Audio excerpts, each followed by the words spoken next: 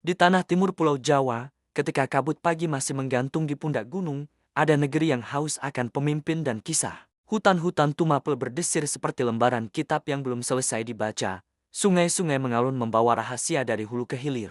Di antara lumbung padi dan bara perapian, manusia hidup dengan doa-doa yang terucap lirih, dan takut-takut yang tak mereka sebut namanya. Pada masa itu, kekuasaan adalah bayangan yang bergerak kadang memanjang, kadang mengerut bergantung pada cahaya siapa yang memegang obor. Rakyat Tumapel tunduk pada penguasa bernama Tunggul Ametung, seorang aku yang keras seperti batu kali, cermat namun curiga, teguh namun dingin, dan di kejauhan, seperti Kilobila yang belum dihunus, Majapahit belum lahir, Singasari belum agung, semuanya masih berupa benih di tanah yang dalam. Kisah ini bukan hanya tentang seorang lelaki yang berangkat dari gelap menuju terang, atau tentang seorang perempuan yang wajahnya menyala seperti pelita. Ini adalah kisah bagaimana takdir menabuh gamelannya sendiri kenyaringan nada yang membuat manusia menari, melangkah, dan terkadang tersandung pada senjata yang mereka tempa sendiri. Di sini, nama itu akan disebut Ken Arok, dan di sini pula, nama lain akan menyala, Ken Dedes. Dua nama, satu arus besar yang menyeret hutan,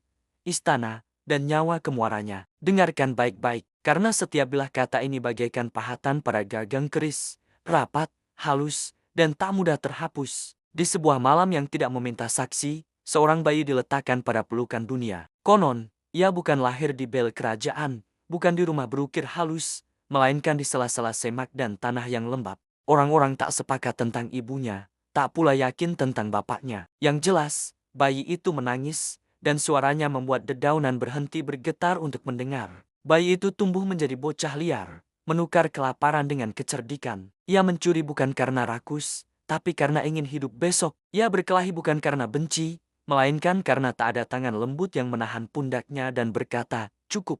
Namanya kelak menyelimuti separuh Jawa, mulanya hanyalah gumaman di warung, umpatan di jalan, atau pujian samar di antara kawan-kawan yang merasa aman di sisinya. Ia belajar membaca isyarat hutan, langkah harimau di lumpur, kicau burung yang mendadak senyap, baur anyir yang berarti bahaya. Namun lebih dari itu, ia belajar membaca manusia, tatapan yang mengukur harga, senyum yang menyembunyikan jebakan, napas yang berubah sebelum pukulan mendarat. Bakat ini lebih tajam dari pisau akan membawanya ke gerbang yang tak pernah dibayangkan oleh anak kecil yang dulu dibiarkan sendirian. Di perempatan nasib, seorang pendeta pengembara bernama Mpuloh Gawe melihat bocah itu. Matanya yang jernih menembus debu kenakalan dan menemukan bara yang bisa dipahat jadi obor. Bakatmu tajam, katanya, tapi ketajaman tanpa arah hanyalah luka yang berjalan. Dan sejak hari itu, langkah bocah bernama Arok tak lagi sekadar menghindari kejaran. Ia mulai mengejar sesuatu, makna. Di pendapa sederhana, Mpuloh Gawe mengajari Arok tentang tiga hal: menahan, memilih, menebas. Menahan amarah seperti menahan nafas sebelum memanah, memilih waktu seperti petani memilih musim, dan menebas hanya bila jalan buntu dan tidak ada lagi jembatan yang bisa dibangun. Kekuasaan, kata sang empu, bukan sekadar tongkat yang dipegang. Ia adalah kesediaan menanggung akibat dari setiap perintah. Arok menghafal aksara di daun lontar, mengikatkan makna pada bunyi. Ia mempelajari hukum-hukum kecil yang diabaikan orang, karena tahu dari hukum kecil itulah hukum besar bisa dipatahkan atau ditegakkan. Ia belajar menyimpan kata di balik gigi, dan hanya melepaskannya ketika kata dapat bekerja lebih tajam daripada bilah. Tetapi api di dada Arok tidak padam. Ia hanya berubah rupa, dari bara liar menjadi api pawon yang bisa menghangatkan, dan bila perlu membakar. Mpuloh Gawe tak mencoba memadamkannya. Ia hanya memberi tungku, tujuan. Tumapel menderita, katanya, karena kekuasaan sibuk menjaga dirinya sendiri. Arok menyimak. Dalam senyap itu, sebuah tekad tumbuh,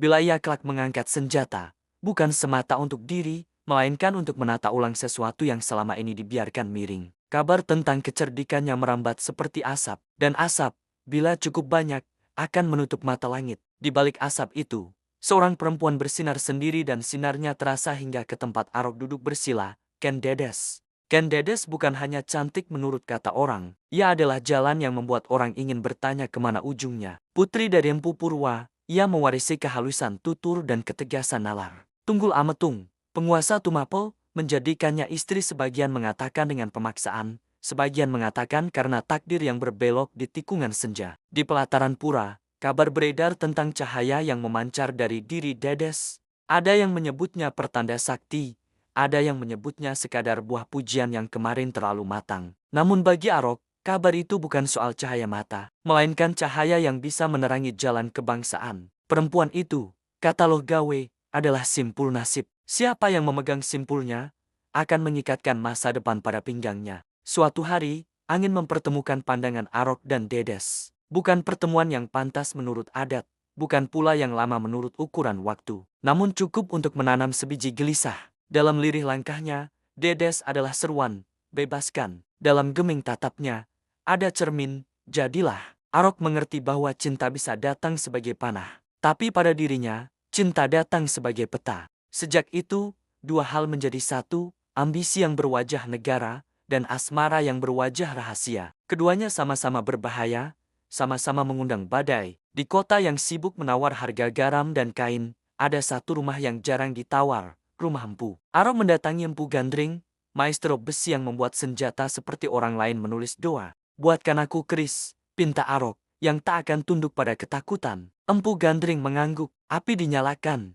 Palu menari, anvil mendengar. Hari-hari berganti, keris itu seolah enggan lahir. Setiap kali bilah mendekati sempurna, sang empu kembali mencela sudutnya, lengkungnya, pamornya. Sabar Arok diuji, ambisinya menyala, waktunya sempit. Dalam ledakan amarah yang menjadi noda dalam kisahnya, Arok menghunus bilah yang belum selesai, menebaskannya pada empunya sendiri. Darah jatuh di atas logam panas, mengeluarkan desis yang lebih nyaring dari jerit. Empu Gandring rubuh, namun suaranya, sebelum padam, mengikat awan. Keris ini akan memakan tuannya, dan 7 nyawa akan menjadi batu hitam di jalannya. Kata-kata itu bukan sekadar kutuk, ia adalah peringatan yang dibiarkan terus berdetak di gagang keris. Arok mengambil bilah itu setengah sempurna, setengah terkutuk dan memasukkan dirinya ke dalam roda nasib yang tak mengenal lem. Sebelum lanjut, mari dukung channel ini dengan menekan tombol subscribe dan like untuk cerita besar selanjutnya. Kembali lagi lanjut ke alur cerita. Taklukan seorang penguasa bukan perkara menggempur gerbang, itu urusan menggeser batu fondasi yang tak terlihat. Arok merakit jaringan, orang-orang pasar yang tahu kapan harga bergoyang, prajurit yang tahu kapan lelah membuat barisan longgar, petani yang tahu kapan panen memberi dalih untuk memanggil massa. Ia berbicara sedikit, bekerja banyak, dan membiarkan rumor bekerja lebih banyak lagi. Sementara itu, Tunggul Ametung semakin sibuk menutup semua pintu kecuali pintu kecurigaan. Ia mencium badai tetapi mengejar bayangannya sendiri. Dedes, di balik tabir, memahat harapan dengan memintal sabar. Ia melihat keganjilan bukan hanya tercermin pada langkah suaminya, melainkan pada arah yang diambil negeri ini. Semakin jauh dari keadilan, semakin dekat pada ketakutan. Malam-malam tertentu, Arok berdiri di tepian sungai, mendengar aliran air memecah batu-batu kecil. Begitulah kekuasaan, pikirnya. Ia tidak selalu datang sebagai gelombang, kadang sebagai tetes yang tak berhenti. Keris di pinggangnya terasa berat bukan karena logam, melainkan karena janji, kepada rakyat yang ingin berdiri lurus, kepada guru yang menasihatinya dengan jernih, dan kepada perempuan yang telah menjadi peta. Hari yang ditunggu akan tiba, bukan hari yang dipanggil dengan trompet, melainkan yang masuk pelan-pelan seperti siluet fajar. Malam turun dengan langkah kain, di pendapa, lampu minyak berkedip seperti mata yang tak ingin tidur. Tunggul Ametung menerima tamu dan laporan, sementara bayang-bayang memanjang seperti lidah api. Pada jam yang disepakati takdir, bilah itu meluncur dari pinggang Arok. Satu tusuk, satu helaan napas yang tak akan kembali. Tunggul Ametung rebah, dan dengan rebahnya, sejarah bergeser satu hasta. Ada yang mengatakan Dedes menjerit, ada yang mengatakan ia diam seperti batu candi. Namun diam yang demikian bukan tanpa suara. Itu adalah sejenis doa yang menahan tubuh agar tidak hancur. Arok menatap kerisnya, darah dibilah seperti garis merah yang digambar dengan tangan gemetar. Ia tidak merayakan kemenangan. Ia menghormatinya, seperti orang menunduk di depan altar. Di luar sana, malam tidak bergolak, rakyat tidur, padi tetap bernapas, sungai tetap mengalir. Tapi esok pagi, Tumapel akan bangun dengan rasa yang lain di lidahnya. Kabar akan menyebar, tidak seperti api, melainkan seperti dingin yang masuk ke rumah lewat celah-celah bambu. Dan di satu tikungan sunyi, Empu Loh Gawe berdoa dalam hati, semoga anak didiknya tidak lupa bahwa jalan menuju terang juga memantulkan bayangan. Arok duduk di kursi yang dahulu milik Tunggul Ametung. Ia menikahikan Dedes, sebuah ikatan yang bagi sebagian orang adalah puncak dari perjalanan asmara, bagi sebagian lain adalah pengunci pintu masa depan negeri. Dedes membawa wibawa yang lembut, Arok membawa tekad yang keras. Keduanya saling menambal dan menajamkan. Di Balairung, kebijakan pertama seperti langkah pertama bayi. Berhati-hati, namun mengubah keseimbangan rumah. Pajak ditata, prajurit didisiplinkan, pintu-pintu keadilan dibuka seukuran jari lalu melebar seukuran telapak tangan. Arok tahu, rakyat tak butuh kata-kata indah. Mereka butuh harga garam yang masuk akal, butuh sawah yang tak digusur, butuh keamanan yang tidak memungut jatah dari setiap lampu yang mereka nyalakan di malam hari. Dalam senyap, Dedes menata citra Tumapel. Ia menerima para janda yang memohon keadilan. Ia menyapa kanak-kanak yang berlarian di halaman istana.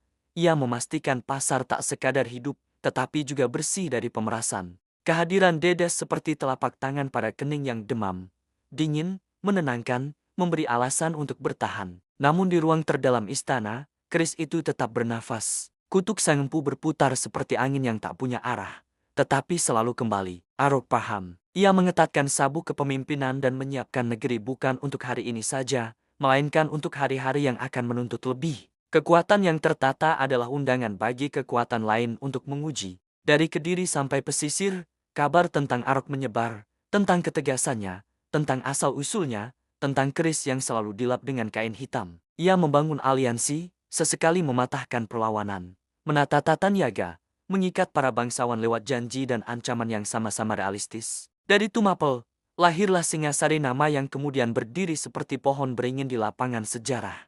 Rakyat, yang dulu menekuk punggung karena beban, mulai mengenal cara menegakkan punggung karena harapan. Jalan-jalan diperbaiki, lumbung-lumbung ditinggikan, perbatasan diperketat. Para pujangga mulai menulis dengan tinta yang lebih berani. Anak-anak yang lahir pada masa itu tumbuh dengan cerita baru, bahwa seorang pemimpin bisa datang dari kegelapan dan menyalakan lampu untuk semua orang. Namun, dari balik tirai kebesaran, langkah-langkah halus mendekat. Anusapati, putra Dedes dari Tunggul Ametung, tumbuh dengan mata yang mengingat. Di dadanya, sejarah bukan catatan. Ia adalah luka yang memar dan tak memudar. Di saat Arok memandang ke Cakrawala, Anusapati memandang ke masa lalu, dan masa lalu kadang-kadang lebih tajam dari masa depan.